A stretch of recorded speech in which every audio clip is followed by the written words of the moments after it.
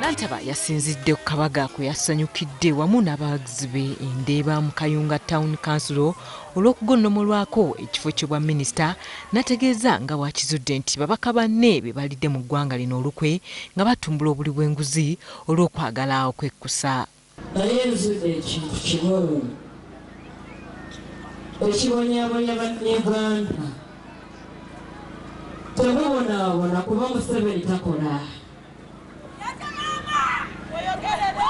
Ekibabonyabonya kiri kimu, bwe bakiri mu luluba Nantaba be musindika waggulu.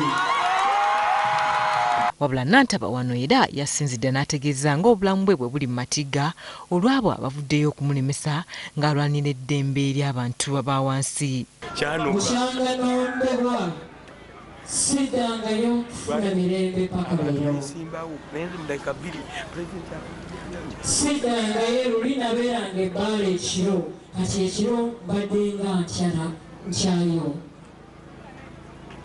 Kubanga buli omu atunuulidde ettaka nga kyeky'obugagga ekisigaddewo ekisobola okubbibwa ne bafuna obugagga.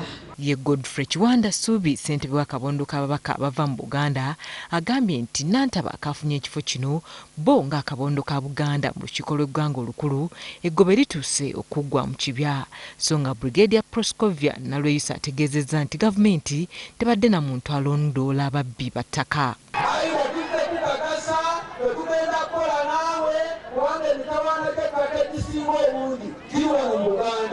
Harriet Namukasa, David Kigongo, WBS TV, Kayunga.